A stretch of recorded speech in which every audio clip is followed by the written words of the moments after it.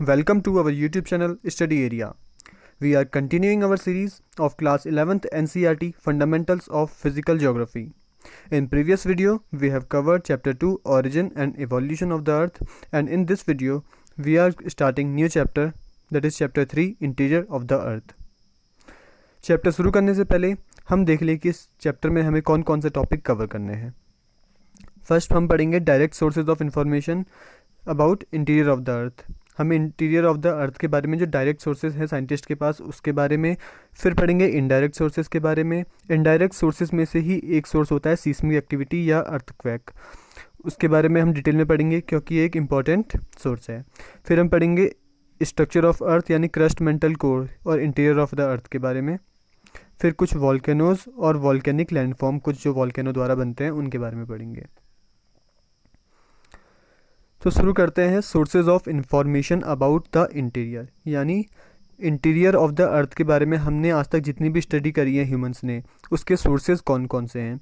इन sources को broadly दो part में डिवाइड किया गया है, डायरेक्ट सोर्सेज और इनडायरेक्ट सोर्सेज. डायरेक्ट सोर्सेज में सबसे इंपॉर्टेंट है सरफेस रॉक या फिर rocks from mining areas. Surface rock यानी सबसे पहले समझते हैं डायरेक्ट सोर्सेज. डायरेक्ट सोर्सेज मतलब जो साइंटिस्ट के पास या हमारे पास डायरेक्टली अवेलेबल हैं इन्फॉर्मेशन बताने के लिए. सरफेस रॉक जैसे कि और रॉक फ्रॉम माइनिंग एरियाज, ये डायरेक्ट हमने इंटीरियर ऑफ द अर्थ से ही लिए हैं. कुछ माइनिंग प्रोजेक्ट्स होते हैं 3 to 4 किलोमीटर डीप माइंस से हम जो स्टोन मिलते हैं, या डीप ओशियन ड्रिलिंग प्रोजेक्ट या इंटीग्रेटेड ओशियन ड्रिलिंग प्रोजेक्ट. इसके द्वारा हम क्रिस्टल कंडीशंस को एक्सप्लोर कर सकते हैं. सेकंड है वॉल्केनिक इरप्शंस. जब वॉल्केनो आता है, अर्थ के अंदर का जो मटेरियल होता है वो बाहर आता है क्रस्ट में और वहाँ पे आके सॉलिडिफाई हो जाता है. तो उससे भी हम उनकी प्रॉपर्टीज़ को समझ के हम ये समझ सकते हैं कि अर्थ के इंटीरियर में कौन से रॉक्स हैं और किस कंडीशन में वो पाए जाते हैं. उनकी मैकेनिकल प्रॉपर्टीज़ और फिजिकल प्रॉपर्टीज़ हम समझ सकते हैं. सो व्हेन वॉल्केनिक मटेरियल, जिसको हम मैग्मा भी बोलते हैं, is thrown on to surface of the earth, it become available for laboratory analysis. फिर उसको हम लेबोरेटरी में एनालाइज करके उसकी प्रॉपर्टी के बारे में जान सकते हैं. तो ये दो इंपॉर्टेंट थी डायरेक्ट सोर्सेज. डायरेक्ट सोर्सेज को पढ़ने के बाद अब हम स्टडी करेंगे indirect sources. So what are indirect sources?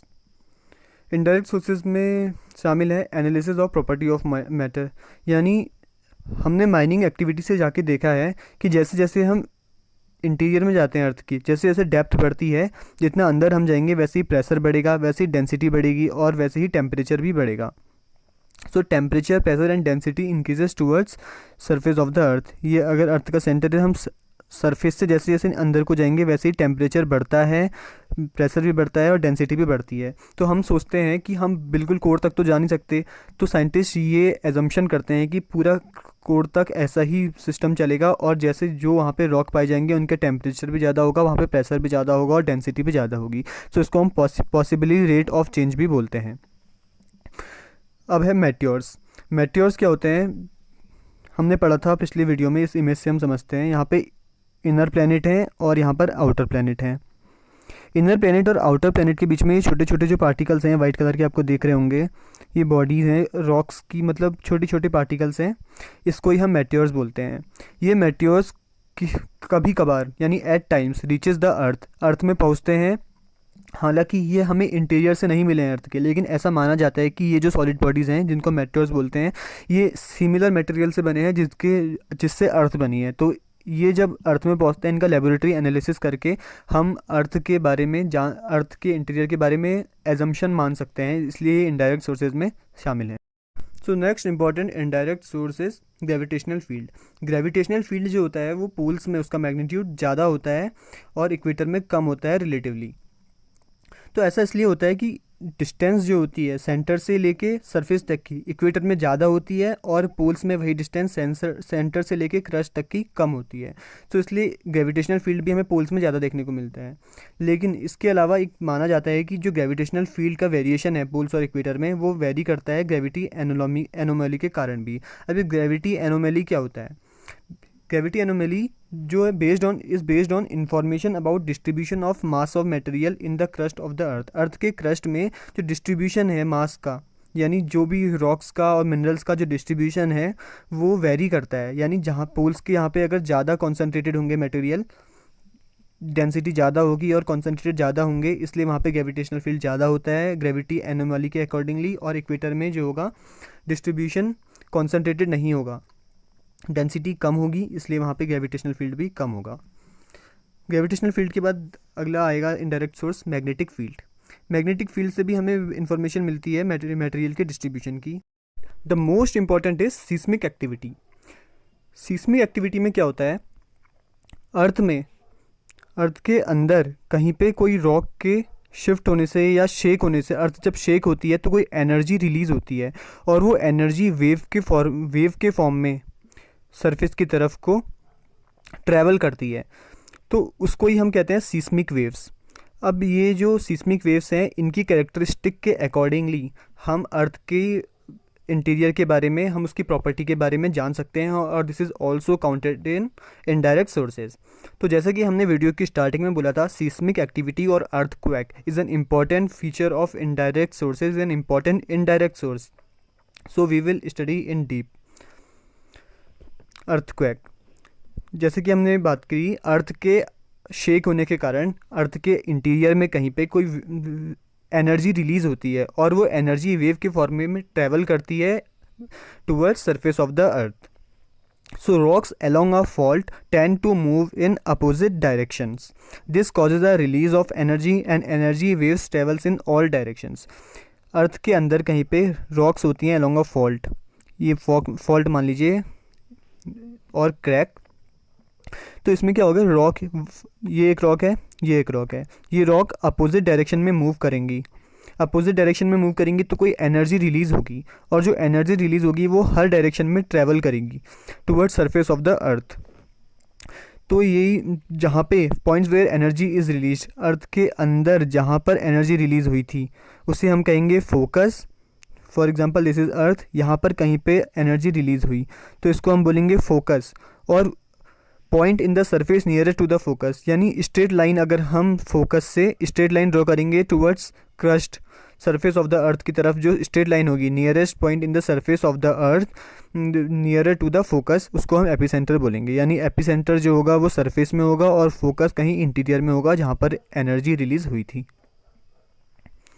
So earthquake waves, सबसे पहले हम अर्थक्वेक वेव्स के बारे में पढ़ने से पहले ये देख लें कि हम अर्थक्वेक वेव्स को मेज़र कैसे करते हैं और उसको हम रिकॉर्ड कैसे करते हैं। उसके लिए एक इंस्ट्रूमेंट होता है जिसको हम सीस्मोग्राफ बोलते हैं। Seismograph records the wave reaching the surface, यानी जैसे कि हमने बोला कि जब वेव्स सरफेस एनर्जी जो रिलीज़ होती है वेव के फॉर्म में ट्रैवल करती है टुवर्ड्स सरफेस, जब वो सरफेस में पहुंच जाती है तो उसको हम सीस्मोग्राफ के द्वारा मेज़र करते हैं।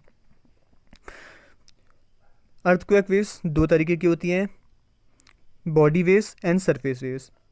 Release of energy at the focus and move in all directions travelling through the body of the अर्थ। जब एनर्जी रिलीज़ हुई अंदर ही अंदर सरफेस तक पहुंचने से पहले, यहाँ पर कहीं पे एनर्जी रिलीज़ हुई, वेव ट्रैवल करी, एनर्जी वेव सरफेस तक, तो ये जो वेव थी जब तक ये बॉडी में ट्रैवल कर रही थी अंदर सरफेस में पहुंचने से पहले, इसको हम बॉडी वेव बोलते थे। जब ये सरफेस में पहुंच गई उसके बाद ये सरफेस में ट्रैवल करेगी, जब ये सरफेस में ट्रैवल कर रही है, सरफेस में जब भी ट्रैवल कर रही है तो इसे हम सरफेस वेव बोलेंगे। Body wave interact with the surface rocks and generate new set of waves, this is called surface wave, जैसे कि हमने अभी देखा। Velocity of waves, surface waves की कैरेक्टरिस्टिक होती है कि इसकी वेलोसिटी जो होगी वो चेंजेस होगी जैसे जैसे मटेरियल की डेंसिटी चेंज होगी। तो जितना ज़्यादा डेंस मटेरियल होगा सरफेस में उतनी ज़्यादा इसकी हायर वेलोसिटी होगी। तो हम इसकी वेलोसिटी से भी हम डेंसिटी सरफेस की निकाल सकते हैं। सो बॉडी वेव दो तरीके की होंगी। सबसे पहले हमने बोला एक बॉडी वेव होगी और दूसरी क्या होगी, सरफेस वेव्स। अब बॉडी वेव्स भी दो तरीके की होंगी, एक होगी primary waves, B is secondary waves. Primary waves की कैरेक्टरिस्टिक होती है कि ज़्यादा तेज़ चलती है, ज़्यादा फास्टर मूव करती है और तेज़ चलने के कारण सरफेस में जल्दी अराइव हो जाती है, first to arrive at the surface. और इसकी एक इंपॉर्टेंट कैरेक्टरिस्टिक ये होती है कि it travels through solid, liquid and gaseous materials. ये तीनों तरीके के मैटर पे ट्रैवल कर सकती है primary waves. It is an important property of primary waves. And secondary wave क्या होती हैं, एक तो वो हल्की स्लोअर ट्रैवल करती हैं, सरफेस में देर में पहुँचेंगी as compare to primary waves, और सिर्फ और सिर्फ सॉलिड मटेरियल में ट्रैवल करती हैं। इस यही कारण है कि ये इनडायरेक्ट सोर्सेज के कारण इनडायरेक्ट सोर्स ऑफ इंफॉर्मेशन के लिए यूज़ होता है ऑफ इंटीरियर ऑफ द अर्थ। ये सिर्फ सॉलिड मटेरियल में ट्रैवल करती है, यानी जहाँ पर हमें सरफेस सेकेंडरी बॉडी वेव्स यानी एस वेव जिसे हम बोलते हैं, जहाँ पर वो ट्रैवल नहीं कर रही है, यहाँ पर वो रिकॉर्ड नहीं हो रही है, या तो वो लिक्विड है या वो गैसियस मटेरियल है, वो सॉलिड नहीं है, क्योंकि सॉलिड में हमेशा सेकेंडरी वेव ट्रैवल करेंगी लेकिन अदर स्टेट्स ऑफ मैटर में ट्रैवल नहीं करेगी। और सरफेस वेव्स जब सरफेस में पहुँच गई, यहाँ पर ये प्राइमरी वेव, प्राइमरी वेव पहले सरफेस में पहुँची, सेकेंडरी वेव थोड़ी देर में पहुँची, और उसके बाद ये सरफेस में जब ट्रैवल करने लगी तो इसे हमने सरफेस वेव बोला। तो surface waves are last to report on seismograph में सबसे पहले पी वेव रिपोर्ट होगी, उसके बाद एस वेव्स होंगी सेकेंडरी वेव्स, उसके बाद सरफेस वेव्स। और सरफेस वेव जैसा कि ह्यूमन काइंड हमेशा और बाकी के जितने भी वाइल्ड लाइफ है या लिविंग ऑर्गेनिज्म हैं वो सारी हैबिटेट उनका कहाँ है, सरफेस में है, तो सरफेस वेव्स ही सबसे ज़्यादा डिस्ट्रक्टिव होती हैं। अब हम पढ़ेंगे propagation of earthquake waves. Energy release हो गई सरफेस के, अर्थ के अंदर कहीं पे एनर्जी रिलीज़ हुई, वेव की फॉर्म में ट्रैवल करी। अब ये किस डायरेक्शन में कैसे ट्रैवल करती है इसको हमें देखना है, यानी प्रोपगेशन ऑफ अर्थक्वेक वेव्स। सबसे पहले देखेंगे पी वेव्स। पी वेव की जो कैरेक्टरिस्टिक होती है कि वो वाइब्रेट करती है parallel to the direction of wave. जहाँ को वेव, ये हमने देखा कि वेव ट्रैवल कर रही है, इसके पैरेलल ही वो इसके वाइब्रेट करती है, इसके पैरेलल ही।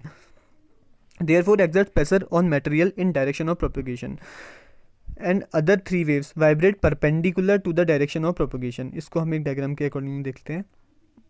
ये एक अर्थ है, एक एनिमेशन से समझते हैं। अर्थ है, यहाँ पर एनर्जी रिलीज हुई, वेव ट्रैवल करी है इस डायरेक्शन में, एनर्जी वेव ट्रैवल कर रही है इस डायरेक्शन में। इसका अगर ये प्राइमरी वेव है तो इसका जो वाइब्रेशन होगा वो इस डायरेक्शन में होगा, यानी इसके पैरेलल होगा। तो इस कारण क्या होगा, जो मटेरियल जिस मटेरियल में ये वाइब्रेट कर रही हैं ये वो या तो स्क्वीज़ हो जाएगा यानी सिकुड़ जाएगा, या फिर ज़्यादा एक्सपेंड हो जाएगा, इसकी डेंसिटी में चेंज आएगा। लेकिन अगर फॉर एग्जांपल अब हम उसको देखते हैं सेकेंडरी वेव को, अगर ये इस डायरेक्शन में ट्रैवल कर रही है, सेकेंडरी वेव होगी अगर ये, तो इसका जो वाइब्रेशन होगा वो इसकी परपेंडिकुलर होगा, इस डायरेक्शन में इसका वाइब्रेशन होगा, इसके परपेंडिकुलर होगा 90 डिग्री। तो ये परपेंडिकुलर होने के कारण क्या होगा, ये क्रस्ट और ट्रफ बनाएगी मटेरियल में, क्रस्ट एंड ट्रफ यानी इस तरीके का क्रस्ट ट्रफ बनाएगी। लेकिन प्राइमरी वेव का जो होगा वाइब्रेशन वो पैरेलल है, इस कारण वो या तो स्क्वीजिंग करेगी या तो वो एक्सपेंड करेगी मटेरियल को जहाँ से वो पास हो रही है। अब हम सिस्मोग्राफ के बारे में थोड़ा पढ़ते हैं कि हमें जो अर्थक्वेक की वेव्स जो होती है उसको जो सिस्मोग्राफ रिकॉर्ड करता है उनकी क्या कैरेक्टरिस्टिक होती है, कहाँ पर रिकॉर्ड होती है और कहाँ पर नहीं होती है। Earthquake waves get reported in seismograph, जैसे कि अभी हमने देखा, there exist a specific area where waves are not reported, उसे हम शेडो जोन बोलते हैं। अगर ये अर्थ है, यहाँ पर हमने बाई चांस इसका जो एपिसेंटर है वो यहाँ पर है, यानी फोकस यहाँ पर है और एपिसेंटर यहाँ पर है, तो अगर हम बाई चांस सिस्मोग्राफ, अगर फोकस एपिसेंटर यहाँ पे था और हमने सिस्मोग्राफ रखा यहाँ पे, तो हमें ये मेज़र हो जाएगी, कहीं पर भी रखे यहाँ पर रखा हमें मेज़र हो जाएगी। लेकिन कुछ एरिया ऐसी होगी जहाँ पर अगर हम सिस्मोग्राफ रखेंगे तो वहाँ पर हमें पी वेव्स या एस वेव्स या दोनों वहाँ पर हमें उसमें शो नहीं होगी, सिस्मोग्राफ में शो नहीं होगी। तो सिस्मोग्राफ को अगर, इसका मतलब अगर हम सिस्मोग्राफ को अगर हम 105 एपिसेंटर से अगर 105 डिग्री के बियॉन्ड रखेंगे, 105 से 145 तक, तो ऐसा होगा कि हमें कोई भी वेव देखने को नहीं मिलेगी, ना पी वेव ना एस वेव, सिस्मोग्राफ में हमें कोई भी वेव रिपोर्ट नहीं होगी। और अगर 145 डिग्री के बाद अगर हम देखें तो हमें सिर्फ पी वेव देखने को मिलेंगी। तो इसको हम एक डायग्राम की उससे हेल्प से समझते हैं। ये शेडो जोन है, देखिए शेडो जोन वो जोन होगा जहाँ पर हमें कोई पर्टिकुलर वेव देखने को नहीं मिलेगी। अगर हम कह रहे हैं पी वेव का शेडो जोन है, इसका मतलब वहाँ पे पी वेव नहीं देखने को मिलेगी। अगर हम कह रहे हैं एस वेव्स का शेडो जोन है तो वहाँ पे हमें एस वेव देखने को नहीं मिलेगी, पी चाहे देखने को मिल सकती है। अगर पी वेव यहाँ पर अगर हमने यहाँ पर अगर एपिसेंटर है और यहाँ पर है 100, एपिसेंटर का 105 डिग्री है यहाँ पर और 145 डिग्री है यहाँ पर इस पोजीशन में, अगर हम पर्टिकुलरली सिर्फ पी वेव को देखें तो अगर हम सिस्मोग्राफ को यहाँ रखें, यहाँ रखें, यहाँ रखें, यहाँ रखें, यहाँ रखें, 145 डिग्री तक कहीं पर भी रखें, 0 से 145 डिग्री तक, तो हमें पी वेव देखने को मिलेगी सरफेस सिस्मोग्राफ में। लेकिन अगर हमने 145 से 145 के बीच में रखा कहीं पर, तो वहाँ पर हमें पी वेव रिपोर्ट नहीं होगी।